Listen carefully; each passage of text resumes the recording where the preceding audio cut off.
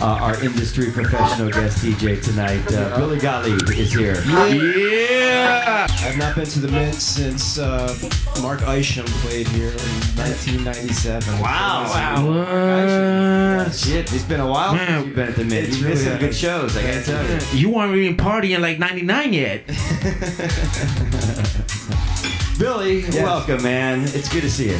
We've been doing this the show for close to 10 years now. We're talking about that, and this is your first time. I feel like you know it's about time. Yeah, I would say I've known you 20. You've been doing it 10. I think it's definitely come to a point where exactly. Thank you. Oh, no boogie. It's like a Foreigner record. Feels like the first time. Exactly. So you have been an industry professional a long time, a music supervisor a long time. Yes. Classic films, you know, tons of classic television shows. You know, you're a pro. You're a pro. I'm the real deal. You're a real player. You are on the short list of guys we need to call and talk about music for the show. Yes. If there's a short list of 65 people, I'm kind of in that 57 to 59 range. I don't think there's that many. I don't think there's that many. That was a good year. Bill Haley. I've been very fortunate to kind of maintain a living in this industry, and you know, I say what? Stars on not a regular basis, but maybe every other week. You know, so but it has been a ride, man. I was thinking about it today. It's like I've known you for 20 years. Yeah. Been doing this since '94. Yeah. Wow. What? No, when you started, was it with Karen? Rackman? Karen Rackman kind of began then? Yeah, she was my in. Like there was that huge Northridge earthquake, and all her CDs fell off the racks. This is CDs for anybody who's watching, and this was old school stuff. She needed somebody to organize her CDs, and I came in and was the guy putting, you know, like labels on the CDs and putting everything in alphabetical order. Yeah. And then, you know, one thing led to another, and somebody fell out, and then I kind of moved in, and I went from assistant to coordinator in a matter of 3 days. And this is right when Karen hooked up with Tarantino. Oh shit! And Pulp Fiction was being done. On fire, right? On fire. I mean, the first project that I got to work on was Pulp Fiction. Yeah.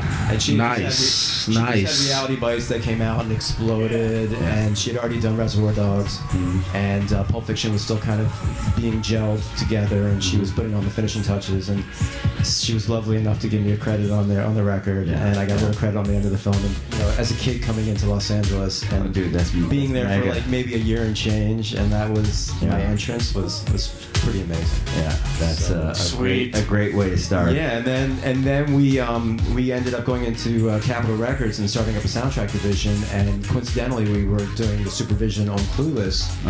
And Capitol had already bought the rights to do the soundtrack, so we ended up coming into Capitol at the same time, being the supervisor and being the label. Yeah. And that was '95, so I guess Clueless's 20th year reunion. Sure.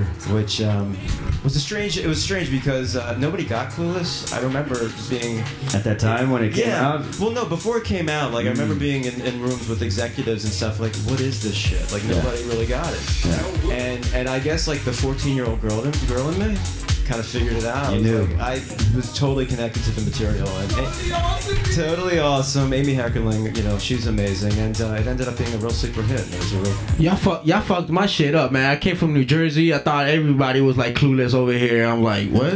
What the hell? They were just rolling with. I want to go back to Jersey. This is not Clueless. Granddad, is that you? Who is that? Yeah. I'm God. That's our I'm Hunnypot engineer. I'm Hunnypot God.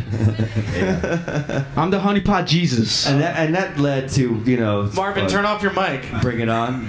That was you know, another huge project. Yeah, Bring It On for me was like my big coming out. Again, tapping into the psyche of a 14-year-old girl somehow really connected for me.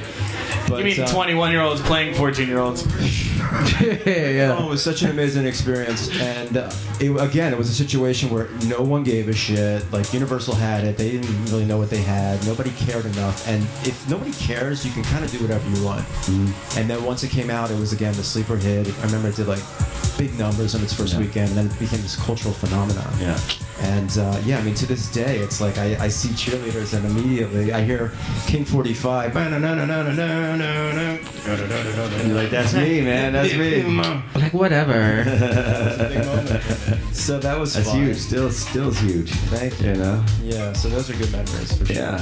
Good old You've times. done a lot of great television. I have indeed. You know, Bones. You know, that was a Nice, nice. You just stunt an Alias? Of Bones. I did the last season of Alias. Yeah, yeah. A lot of different supervisors ended up doing Alias. Those are one of those shows where it's just like, oh, it's yeah, they're doing it this year. They're like, you know, what was it? A couple of shows. Almost Human. Yeah, That no, was a it new wasn't. one. Wasn't yeah? There's always like that show like there's more than one supervisor's worked on it. Like it's like a stepping stone or a training ground or Few something. camps. One of them, but I was thrilled to come in at the end. I got a bike. They were giving lovely gifts to the crew. Which A motorcycle or a bicycle? Not a motorcycle so much as a two-wheeled pedaled bike. Nice. I loved The Tick. Oh yeah, The Tick. Oh yeah. That was a great show. One great season, right? No, that's a great show. Did you do your research or something?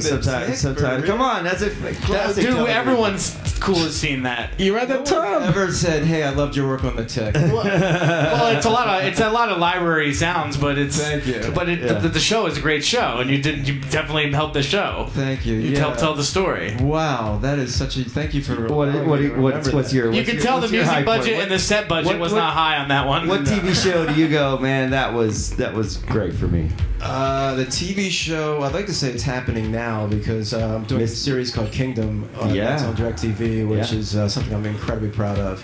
And they've given us a very small budget to work in, and we're really making it sound as if it's exponentially more than what we've been given. So I'm really excited about that. But you know, I mean, shit, I've been on some great, shows that come out and they're supposed to be amazing and do amazing with numbers, and then nobody watches and they kind of fade into the sunset. It's all your successes are the ones that no one gets. Well, I hope that's not going to be the model.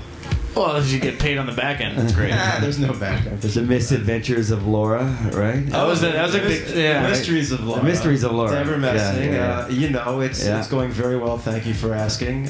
My mother loves it, and so it's something. I think my mom does too. Yeah. See, those are the shows you want. You know, the shows that have an audience and will last a long, long time. I hope, and from your lips to the TV God's ears, and I have a lot of fun working on it. And every episode we've got various places to go, and one minute I'm doing EDM, I'm doing singer-songwriter, so I'm getting to expose a lot of artists and getting anytime I can use a lot of music, it makes me sure. And this is a show that's conducive to letting you put the music in. They're like music centric. Yeah, I mean they're into it. Oh, very much so. Everybody's running that show. They're big music fans, so there you go. They're into it. I mean, it would be lovely if I have a bigger budget and we could kind of put what we dream of in the back rooms onto the screen, but unfortunately we are somewhat limited. But we do end up trying to find, like every good music supervisor is trying to replace whatever that massive song is with something that's almost as good, but really nails it. Of course, that fits within the budget. That's going to blow up the same week the show airs. Exactly. That's right. Exactly. Hopefully, ideally, in a perfect world. Well, you mentioned exposing a lot of artists. Let's talk about your set tonight. Yes. You're here to expose some artists. Yes. You mentioned briefly to me that or reminded me that you are from Baltimore. I am indeed. The great city of Baltimore. Charm City, yes, and it's very much a part of me, and it's very much a part of who I am. And 20 years later, or 23 years later, I'm still very much a homer. So, I could have come in here and this is some cool shit that I heard, and everything's great. And I know a lot of people come in there, and God bless. But I just want to do something a little different. I love a theme, like a theme party, a theme, song, Rocky theme. The Rocky movie was fantastic. So I want to do something thematic. And I did all Baltimore-based artists. Artists that I grew up on that were massive in the region, but never quite broke into the Oh, mainstream. nice, great. But not all. Wow. Nuggets. Nuggets. Most. That's nice. Nuggets. But the first song on the list, I think I told you before I moved out to LA when I was in college to support myself. I did a lot of party DJing, and I don't know if anybody's ever done that, but it's an incredible skill set that you eventually develop. And it's an art form. It becomes an art form. Weddings, right? Birthday parties, bar mitzvahs, all that stuff. An all African American family reunion, and you're the white DJ is always an interesting moment. Yeah. There's a male stripper view that all of a sudden you're the DJ and they think you're one of the male strippers. That was a moment. So these things kind of like, you know, they just build you just build off of that. And for music supervision, it's really a great reference for me because it's like if you can go into a room, you're not going to please everybody. It's just the thing you learn. Yeah. But if you can read a room and kind of connect with at least a handful and know that everyone's kind of having a good time, and then they leave that experience in a positive way, I mean, it's like your job is done, and it's a lot of work. But for weddings, I would do the seated service. You know, I'd really try to slip in cool shit like David Sylvian. I'd do like Joe the different Jackson. the stages of a wedding. You know, always stop. You start with some cocktail music in the background, and you build, right? Build it up, little Joe Jackson covers, and then I'm trying to slip in some, you know, David Sylvian stuff. And you know, this is like really fairly blue collar weddings where. Especially when you start out, because they don't give you the big ones. They give you the kind of where you know the buffet is a little bit of a supermarket. Yeah, hot dogs. You got hot dogs. A lot of fried items. There's always a crock pot of something in the corner. There's a keg of something. So you know, you end up having to entertain a party for about 3.5 hours. But the one song that I always, for weddings, what I always open with was my like mid-tempo, kind of get the crowd going, was the first song that will play. You know, I don't want to give it away. All right. It's a real crowd pleaser. People will know it. You know. If you love Always Sunny in Philadelphia, you'll get it. Right. I love that series. I don't even know if they did a whole thing around it. They did. Okay. I gotta go back. Okay. Exactly. Well, let's get into it right now then. You know. Okay. Well, Shit, I would. This is early. Yes, Billy Gottlieb on Hunnypot Radio. Billy Gottlieb. Hunnypot Radio. Shit, I would. She's sympathetic.